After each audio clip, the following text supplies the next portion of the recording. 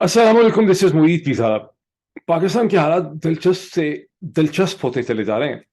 जो supreme court का 5 member का बेंच पिटीशन सुन रहा था तहरीक इंसाफ की इलेक्शन कमीशन ऑफ पाकिस्तान के इलेक्शन ना करवाने के हवाले से, जिसका बुनियादी नुक्ता सिर्फ एक है कि क्या इलेक्शन कमीशन ऑफ पाकिस्तान अप्रैल 30 की एक तारीख दे के इलेक्शन स्केड्यूल दे के इलेक्शन को 183 दिन 90 प्लस 183 दिन आगे फेंक सकता है कि नहीं फेंक सकता। लेकिन सुप्रीम कोर्ट पाकिस्तान का ये 5 मेंबर बेंच टूट गया है। आगे क्या होना है? अब चीफ जस्टिस ऑफ पाकिस्तान एक नया 5 मेंबर का कल बेंच बनाएंगे, बेचारे चीफ जस्टिस, या फुल कोर्ट का एक बेंच बनाएंगे, इसमें हम बात कर लेते हैं। लेकिन मेरे फोन में पाकिस्तान से एक सीनियर आर्मी ऑफिसर जो हैं, उन्होंने मुझे एक किस्सा भेजा है। वो किस्सा जो इस वक्त चल रहा है व्हाट्सएप के ऊपर वो ये है, अंग्रेजी में तो मैं उर्दू में बता देता हूँ कि क्वीन मलिका बरतानिया की जब वफात और रहलत हुई तो वो ऊपर दोज़ख में पहुंची, हिसाब किताब हुआ, चूंकि उनके खानदान ने गुज़िश्ता 200 बरस में 100 बरस में दुनिया भर के लोगों पे बहुत जुल्म किए थे, इसलिए उनको दोज़ख का एक कोना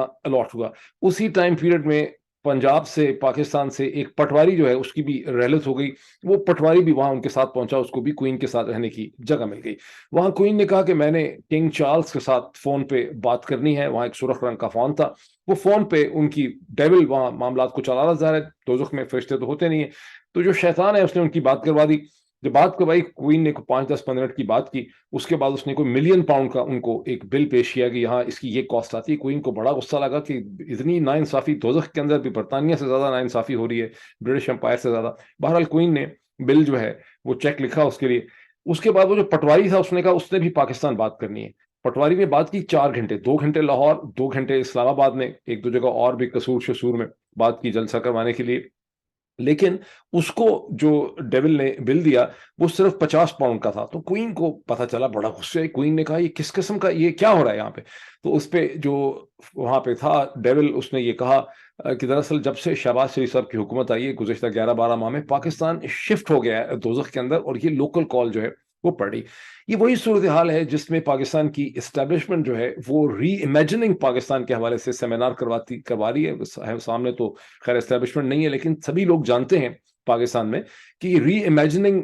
सेमिनार जो हो रहे हैं, री इमेजिनिंग पाकिस्तान के, ये पाकिस्तान की इस्टेब्लिशमेंट का एक लेटेस्ट इनिशिएटिव है, जिसमें नए निस्बतन साफ सियासतदानों को इकट्ठा किया जाए, उनको सामने लाया जाए, एक नई पॉलिटिकल पार्टी जो है उसको खड़ा किया जाए। तो एक सेमिनार हो रहा था गुज़श्ता कोई 24-48 घंटे पहले। वहां एक ख्वाजा सरा जो है, शहजादी राय, वो भी तशरीफ रखती थी, पोडियम के ऊपर डाइस पे आगे बैठी हुई थी, और सामने उनके सैकड़ों लोग बैठे हुए थे। वहां उन्होंने ये कहा कि आप मर्द मर्द लोगों ने, मर्द हजरात ने पाकिस्तान के जो हालात कर दिए हैं, इससे तो बड़ा बेहतर था कि हमें पाकिस्तान चलाने देते। वो हालात वो हैं जिसमें आप देख रहे हैं कि जस्टिस अमीनुद्दीन खान, लेटेस्ट चीज है, कल रात को तो यह था कि आधी रात 12 बजे के करीब इलेक्शन कमीशन पाकिस्तान ने थप्पड़ मारा सुप्रीम कोर्ट पाकिस्तान को। सुप्रीम कोर्ट पाकिस्तान को यह बताने की कोशिश की कि आपकी हैसियत ही क्या है हमारे सामने। जाहिर है कि ये पैगाम इलेक्शन कमीशन पाकिस्तान की तरफ से नहीं आ रहा, ये उन ताकतों की तरफ से यह पैगाम सुप्रीम कोर्ट पाकिस्तान को दिया गया जो इस वक्त इलेक्शन कमीशन को चला रही हैं, डुगडुगी का खेल,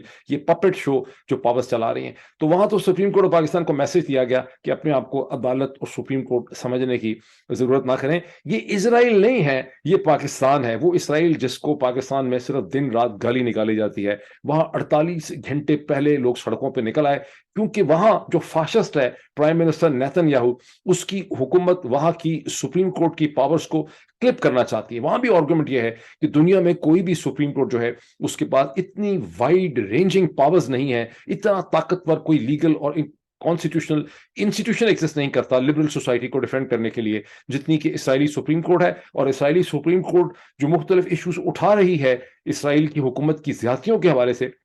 उस पर नेतन्याहू ने जनवरी में फैसला किया कि इसराइली प्राइम मिनिस्टर जो है, जो इसराइली, माफ कीजिएगा, इसराइली सुप्रीम कोर्ट के विंग्स क्लिप किए जाएं, उसे बेअसर कर दिया जाए। जिस तरह से इस वक्त पाकिस्तान के अंदर शहबाज शरीफ साहब की पपेट गवर्नमेंट जो है किसी के कहने के ऊपर ये सारा तमाशा कर रही है, लेकिन वहां पाकिस्तान की तरह के लोग मुर्दा नहीं है, वहां जमीर एग्जिस्ट करता था। वहां लोग सड़कों पर निकल आए 48 घंटे पहले। रियासत का काम चलाना मुश्किल हो गया, اس حد تک حالات خراب ہو گئے کہ جو ڈیفنس منسٹر ہیں اسرائیل کا، جس کو نکال دیا گیا، جس کی وجہ سے لوگ بہت زیادہ سڑکوں پہ آئے، حالات اتنے خراب تھے کہ ڈیفنس منسٹر کو، حکومت کو، اپنی ہی حکومت کو یہ کہنا پڑا کہ خدارا یہ سپریم کورٹ کے ساتھ جو پھڈا ہے اس سے پیچھے ہٹ جائیں، اس لیے کہ آرم فورسز آف اسرائیل، اور آپ کو پتا ہے کہ اسرائیل کی آرم فورسز میں اس طرح سے سرکاری تنخواہ دار قسم کے ملازم خالی نہیں ہوتے، وہ ایک سٹیزنز آرمی ہے، جو والنٹیئر آرمی ہے، جہاں پوری قوم جو ہے وہ آرمی کے اندر سرو کرتی ہے، وہاں پڑھے لکھے آفیسر نوجوان ہوتے ہیں. تو وہ جو ڈیمونسٹریشنز اور پروٹیسٹ ہو رہی تھیں اس کے اندر آرمی کے لوگ بھی پارٹیسپیٹ کر رہے تھے. مطلب پاکستان کے حساب سے تو آپ خیر یہ سوچ بھی نہیں سکتے کہ اس طرح کی کوئی چیز ہو، لیکن ڈیفنس منسٹر کی کنٹینشن یہ تھی کہ پورا جو کوہیژن ہے اسرائیلی معاشرے کا وہ حکومت کے ان اقدامات کی وجہ سے متاثر ہو رہا ہے. اور پھر نیتن یاہو نے ڈیفنس منسٹر کو فائر کر دیا. جب ڈیفنس منسٹر کو فائر کیا تو لوگ لاکھوں کی تعداد میں، حالانکہ چھوٹی سی آبادی ہے، شاید اسرائیل کے شہری جو ہیں ان کی اپنی آبادی 4-5-6 ملین سے زیادہ ہے نہیں، لیکن وہاں پہ باقاعدہ آپ دیکھیں میڈیا رپورٹ کرتا ہے hundreds and thousands of people poured onto the streets and protest، جس کے نتیجے میں اس نیتن یاہو کی حکومت کو اپنا پورا پلان دینے پڑ چکے ہیں. لیکن یہ فرق ہوتا ہے ایک زندہ قوم. لوگ کہتے ہیں جی اسرائیل جو ہے وہ صرف ایک سازش ہے، آپ کو وہاں پر ایک متحرک زندہ قوم جو ہے وہ نظر آ رہی ہے. پاکستان کے طول و عرض میں آپ کو ایک مردہ قوم نظر آ رہی ہے جس کے سامنے یہ سارا تماشا ہو رہا ہے. یہ چوٹ چلاکیاں آئی ایم سوری ٹو سے، آئی ایم شیور کہ بہت سے لوگ آپ میں سے ہیں جن کو بڑا دھچکا لگتا ہے کیونکہ ان کا کلچر بڑا سپیریئر ہے، وہ اپنے بارے میں غلط فہمی میں مبتلا ہے، اپنی تہذیب کے بارے میں. لیکن میں کم از کم امریکہ میں ہوں، under the first amendment of the American constitution میں اپنا رائٹ ایکسرسائز کرتے ہوئے کہتا ہوں جو چیز پاکستان میں ہو رہی ہے اس میں کوئی سبسٹنس نہیں ہے، یہ صرف اور صرف چوٹ چلاکیاں ہیں. اور وہ چوٹ چلاکیاں جو یہاں 50-60 برس سے اسی طرح سے بلکہ شاید شروع سے ہو رہی ہیں، اور پاکستان کے لوگ ان تمام چوٹ چلاکیوں کو برداشت کرتے چلے آ رہے ہیں. But before I go to the dissection of کہ کیا یہ جو ریکیوز کیا ہے جسٹس امین الدین خان نے which has proved himself to be another Trojan horse اور fifth columnist inside the court system، اور یہ سب کچھ کیوں ہے اس کے اوپر میں آتا ہوں. تھوڑی سی دو پازیٹیو ایک چیز ہوئی ہے، جو ایک ایٹم آف پازیٹیوٹی ہوئی کہ ابو ذر نیازی، وکیل ابو ذر نیازی جو شہید ارشد شریف کے دیرینہ دوست، ان کے ہر پروگرام میں آپ نے ان کو دیکھا ہوگا، متعددہ وکیل جنہوں نے پاکستان کی ریسنٹ کانسٹیٹیوشنل ہسٹری کے اندر بہت کنٹریبیوشن کی ہے، ان کی پٹیشن پہ لاہور ہائی کورٹ کے جسٹس شاہد کریم صاحب نے، آفرین ہے، سلام ان کو، congratulations to justice to Abu Zar Niazi as well, to the family of شہید ارشد شریف، اس ماں کو جس نے اتنا بڑا انسان پیدا کیا تھا، اتنا جرت مند انسان پیدا کیا تھا. یہ ارشد شریفی کا آئیڈیا تھا کہ section 124 of the Pakistani penal code جو ہے اس کو چیلنج کیا جائے. یہ 1830 کا ایک قانون تھا جس کے تحت آپ کہتے ہیں کہ حکومت کے خلاف میوٹنی، حکومت کے خلاف ٹریزن کے کیسز جو ہیں، ایف آئی آر جو ہیں درج کی جاتی ہیں. جو ایف آئی آر ارشد شریف کے خلاف درج کی گئی 16 کی 16 ایف آئی آر، میرا خیال ہے سبھی کے اندر سیکشن 124A، جیسے کہ ان کی اہلیہ کہتی ہیں کہ سیکشن 124 ہر جگہ پہ ہی ریپرزینٹڈ تھا. جتنے بھی سیاستدانوں کے خلاف، جرنلسٹ کے خلاف گزشتہ 11-12 ماہ میں مقدمات درج کیے گئے ہیں، سب کی جگہ سیکشن 124A کو ٹھوکا گیا. اور اب جسٹس شاہد کریم نے یہ فیصلہ کیا کہ یہ سیکشن 124A جو ہے اس کا ایک آزاد مملکت کے اندر، ایک سوورن مملکت کے اندر، under the human rights guaranteed under the constitution of Pakistan, اس کا کوئی رول نہیں ہے. اس کو انہوں نے انویلڈ جو ہے قرار دے دیا ہے، کالعدم کر دیا ہے. یہ ایک بہت بڑی کامیابی ہے. Congratulation to Lahore high court اور پاکستان کے لوگوں کی ایک چھوٹی سی کامیابی ہے. اسے دیکھ کے یہ لگتا ہے کہ شاید یعنی آپ کو ٹوٹل مایوس نہیں ہو جانا چاہیے، ورنہ بہت ہی سارے حالات تو یہاں خرابی نظر آتے ہیں، لیکن امید کی کرن جو ہے آپ کو یہاں پہ نظر آتی ہے. 2 ورڈز میں اس کے بارے میں اور کہہ دوں، کیونکہ میں نے اس کے بارے میں جس زمانے میں یہ بہت ڈبیٹ ہو رہی تھی، جب ڈاکٹر شہباز گل کے اوپر یہ کیسز بنائے گئے تھے بولنے کے اوپر کہ شہباز گل نے میوٹنی انسپائر کرنے کی کوشش کی ہے، تو میں نے اس کے اوپر 1 سے زیادہ 2-3 ویلاگز میں نے اس وقت اس کے اوپر کیے تھے. پھر میں نے اس پہ ٹویٹس بھی کیے تھے. مجھے بڑی خوشی ہے کہ میرے جو وہ ٹویٹس کے جو کانسیپٹس تھے وہ اس وقت اسلام آباد ہائی کورٹ کے اندر بھی انہوں نے چند دن پہلے جب میں وہاں پیش ہوا اس کے بعد تو میں نے دیکھا کہ وہاں، اور میں نے اس کے بارے میں پڑھا بھی کہ وہ جو آئیڈیا میں نے وہاں پلانٹ کیا تھا، جو انالیسس دیا تھا، that started to echo among the legal community and in the court. اور وہ انالیسس کیا تھا؟ وہ انالیسس یہ تھا جو آج آپ کو بار بار نظر آئے گا. آج بھی میں دیکھ رہا تھا ٹیلی ویژن میں ڈسکشن میں لاہور ہائی کورٹ کی پوری پروسیڈنگ کے اندر کہ وہ جو آئیڈیا ہے وہ آپ کو نظر آ رہا تھا. وہ آئیڈیا کیا تھا کہ یہ جتنے بھی قوانین بنائے گئے ہیں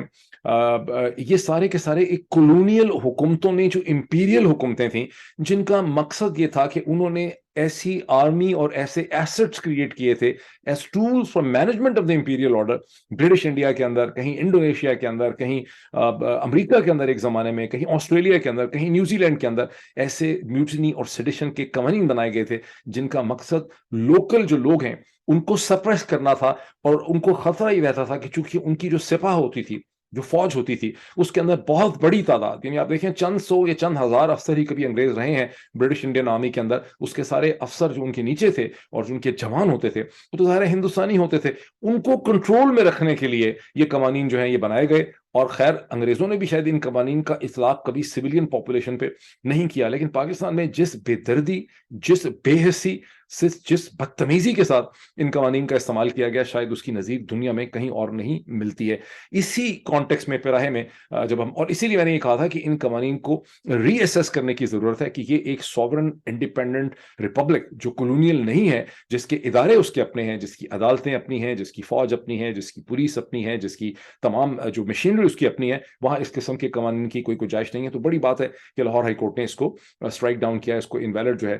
قرار دے دیا۔ اب اسی وین میں جب ہم بات کرتے ہیں تو اس نوجوان حسن عسکری کی بھی بات کر لینی چاہیے، جس کے والد صاحب میجر جنرل ریٹائرڈ عسکری جو ہیں، جنرل صاحب جو ہیں، ان کی عمر کو اس وقت 87 برس کے قریب ہے۔ انہوں نے اپنی بیوی کے ساتھ جن کو جو کڈنی فیلئر کا شکار ہیں، بار بار ان کو ڈائلسس کرنا پڑتا ہے، اپنی بیٹی کے ساتھ اپنے بیٹے کا ماجرا اور اس کی اپیل جو ہے، انصاف کی اپیل، ہمدردی کی اپیل جو ہے، وہ انہوں نے اب ایک پریس کانفرنس کے ذریعے پوری دنیا کے سامنے رکھی ہے۔ 2020 میں اس حسن عسکری نوجوان نے، بے وقوف کا بچہ، بالکل ہی بے وقوف، جس نے ایک خط لکھ دیا اس وقت کے آمر جنرل مطلق العنان ڈکٹیٹر جنرل باجوہ کو، جو پورے ملک کا شو رن کر رہے تھے، پتہ نہیں کیا لکھا ہوگا، مطلب اس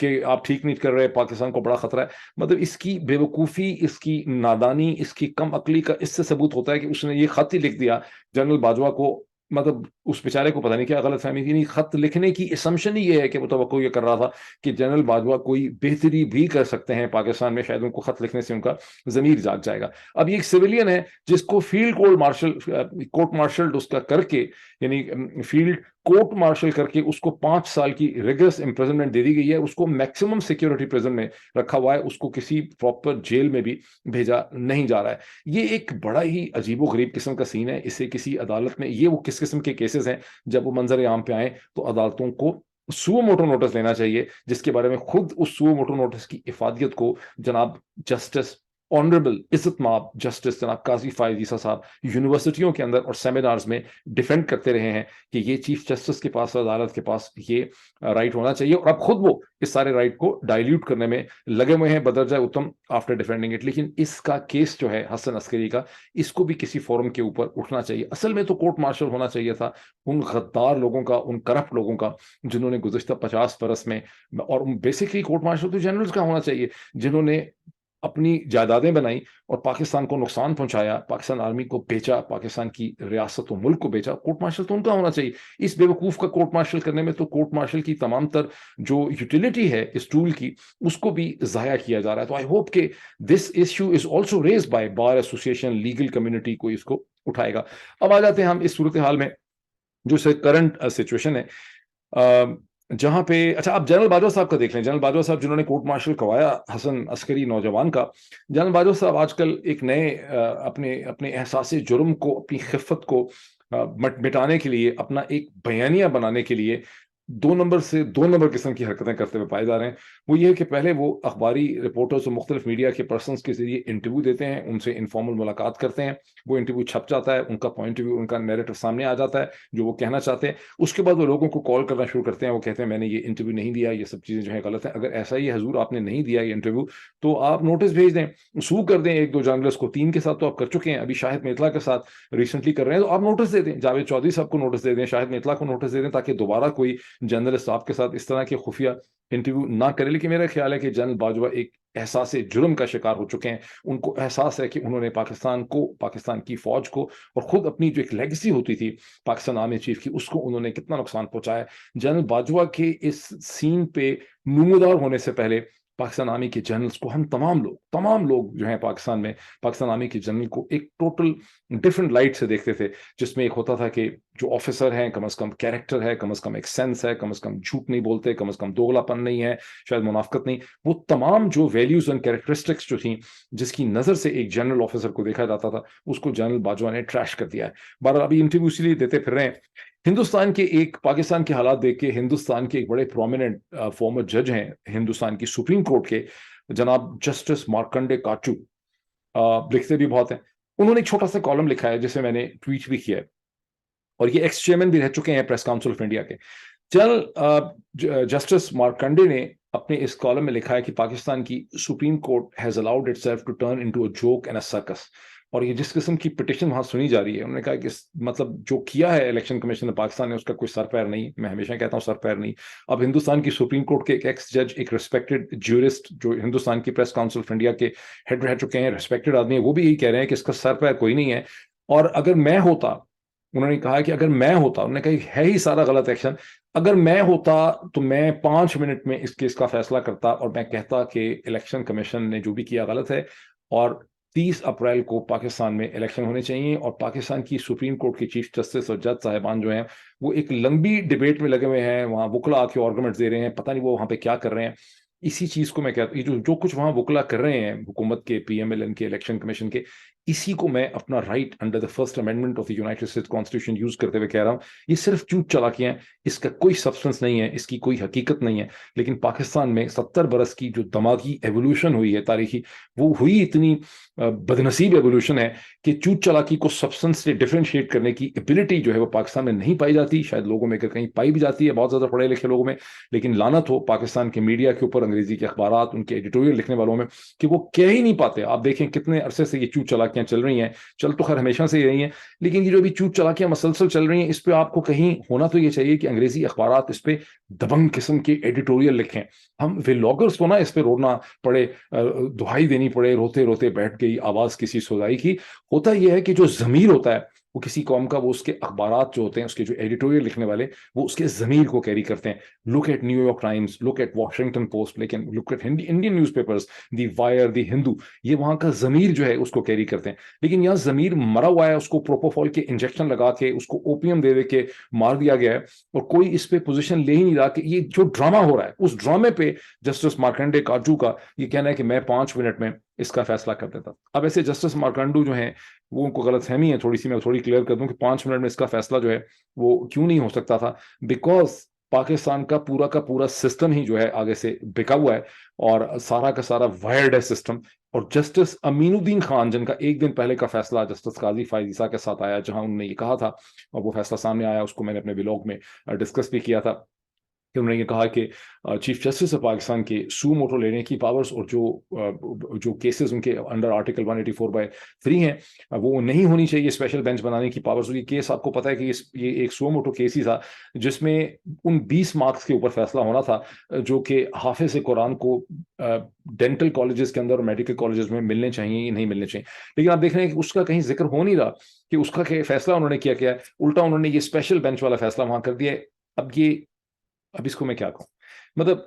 do we need any special intelligence, do we need any to be genius to understand کہ یہ سارا ڈرامہ جو جج صاحبان کر رہے ہیں, جو منصور علی شاہ صاحب نے کیا, جو قاضی فائز عیسیٰ کر رہے ہیں, جو جسٹس امین الدین کر رہے ہیں, ان کے پیچھے کون ہے جو ان کے ڈانڈے ہلا رہا ہے. اب چونکہ آپ when you live in the unfortunate republic of Pakistan, republic تو ہے بھی نہیں بیسکلی, پتہ نہیں کیا ہے, اس کو کیسے لیگلی ڈیفائن کریں گے, لیکن جب آپ پاکستان میں رہتے ہیں تو شاید آپ کی ایبلٹی ختم ہو جاتی ہے چوٹ چلاکیوں کو دیکھنے کی, شاید آپ چوٹ چلاکیوں پہ کامنٹ ہی نہیں کر سکتے. لیکن یہ جو بھی ہو رہا ہے یہ ایک ڈرامہ ہے جس کا صرف اور صرف ایک مقصد ہے پہلے دن سے, کہ پاکستان میں ہم نے اس سال الیکشن جو ہے وہ کروانے نہیں ہے. تو جسٹس امین الدین خان جو ہیں, انہوں نے جو ڈرامہ کیا, اور جب انہوں نے یہ کیا تو مجھے کل ہی, ویسے میرا بھی بہت بڑا فیلئر ہے کہ مجھے کل ہی دیکھنا چاہیے تھا, مجھے کل ہی یہ کہہ دینا چاہیے تھا کم از کم کہ یہ اس کی امپلیکیشنز کیا ہوں گی. یہ تو بینچ پہ بیٹھے ہوئے, اچھا اب اسی طرح اسی بینچ کے اوپر جناب جسٹس جمال مندوخیل صاحب بھی بیٹھے ہوئے, جو تھوڑی دیر کے بعد وہاں سے شور مچانے لگ جاتے ہیں کہ 1 مارچ کا آرڈر تو کوئی آرڈر ہی نہیں تھا, اصل میں تو یہ 3-2 کا ڈیسیجن تھا ہی نہیں, یہ پٹیشن تو ڈسمس ہو گئی تھی بفور. تو پھر آپ بینچ پہ کیوں بیٹھے ہوئے؟ آپ کو شروع سے کہنا چاہیے تھا کہ میں تو سمجھتا ہوں کہ آرڈر ہے ہی نہیں. اگر آپ میں کوئی واقعی آپ اتنے بڑے منافق نہیں تھے جتنا کہ آپ آپ نے اپنے آپ کو ثابت کیا ہے اس کیس میں بیٹھ کے, اور آپ کے بارے میں ماشاءاللہ ٹویٹر کے اوپر مسلسل سولجر اسپیک کی خبریں دے رہا ہے کہ کس طرح سے افسران جو ہیں وہ آپ کی ملاقات آپ کے ساتھ کر رہے ہیں, آپ کو گائیڈ کر رہے ہیں, آپ کے رشتے داروں کے تھرو آپ سے مل رہے ہیں. بہرحال یہ جو سارا کا سارا ڈرامہ کھیلا جا رہا ہے اس وقت, اس پہ وہ کہتے ہیں کہ 5 منٹ میں فیصلہ کر دیتے. 5 منٹ فیصلہ نہیں کر سکتے تھے بیکاز یہ پورا سسٹم جو ہے یہ اندر سے وائر ہوا ہے, جیسا کہ ابھی آپ نے دیکھا کہ یہ ساری چیزیں اندر سے کنٹرول ہیں. مجھے بڑی ہمدردی ہے چیف جسٹس آف پاکستان جناب جسٹس عمر عطا بندیال صاحب سے. اب پریزیڈنٹ آف پاکستان جو ہیں, اب اس صورتحال کے اوپر عمران خان صاحب نے کیا کہا ہے, چونکہ اب یہ ظاہر بینچ اب ڈیزالو ہو گیا ہے, کل اس کا فیصلہ کرنا ہے. چیف جسٹس پاکستان نے پورا دباؤ ان کے اوپر پی ایم ایل این کی طرف سے, پی ڈی ایم کی طرف سے, اسٹیبلشمنٹ کی طرف سے, پورے میڈیا کی طرف سے, انگریزی اخبار کے جو بکے ہوئے منافق ایڈیٹوریلسٹ ہیں ان سب کی طرف سے بیسک جو چیز سیٹ کی جا رہی ہے کہ فل بینچ بنا دیں. اتنا بڑا ایشو ہے, اتنا بڑا چونکہ ایشو ہے, اللہ اتنا بڑا ایشو ہے, اس پہ فل کورٹ کا ایک بینچ, یعنی جس چیز کو جسٹس مارکنڈے سمجھتے ہیں, آپ ذرا اندازہ لگا لیں, منافقت ورسز حقیقت کا اندازہ لگائیں کہ جسٹس مارکنڈے کاجو نے بالکل ٹھیک لکھا ہے. انہوں نے کالم بھی نہیں لکھا کوئی 1000 ورڈ کا, انہوں نے کالم بھی لکھا ہے شاید 200-300 ورڈ کا. اس میں انہوں نے لکھا ہے کہ 5 منٹ کا یہ کیس تھا کہ 30 اپریل کا فیصلہ ہوا ہے, 30 اپریل کو الیکشن کروا دیں. لیکن پاکستان میں یہ سارے آپ کے مین آف کیریکٹر جو ہیں وہ کیا کہہ رہے ہیں کہ نہیں, اس کے اوپر تو فل کورٹ بینچ بنائیں, بلکہ ایسا کریں کہ پوری مسلم دنیا کی جورسٹ اکٹھے کر لیں اس فیصلے کو ڈسکس کرنے کے لیے کہ الیکشن کمیشن کو, کیا الیکشن کمیشن تاریخ کو آگے کر سکتا تھا جبکہ آئین کی خلاف ورزی اس نے کی ہے, تو فل کورٹ اس کے لیے بنا دیں. اب عمران خان صاحب نے اس حوالے سے یہ کہا ہے کہ 5 ممبر کا بنائے بینچ کل چیف جسٹس آف پاکستان, یا فل کورٹ بنائے, ہمیں کوئی اعتراض نہیں ہے. ہم تو یہ چاہتے ہیں کہ یہ ڈٹرمنیشن اور فیصلہ ہو کہ جب اسمبلیاں تحلیل ہوتی ہیں تو کیا آئین پاکستان کی روح سے 90 دن کے اندر الیکشن کروانے ہوتے ہیں یا نہیں کروانے ہوتے. عمران خان صاحب بڑے معصوم ہیں, اپنی معصومیت کی وجہ سے اور his failure to understand the Pakistani جو نیچر ہے پاکستانی پولیٹیکل سسٹم کی, اس کو نہ سمجھنے کی وجہ سے اور دنیا کو نہ سمجھنے کی وجہ سے وہ اس قسم کی معصومانہ باتیں کرتے ہیں. یہ جو فل کورٹ کا بینچ بنے گا اس میں یہ تھوڑا ڈیسائیڈ ہوگا کہ 90 دن کے اندر اسمبلیاں تحلیل ہونے کے بعد آئین کیا کہتا ہے. یہاں صرف ایک ڈسکشن شروع ہو جائے گی, وہ ڈسکشن یہ ہوگی کہ جو 1 مارچ 2023 کا ڈیسیژن کیا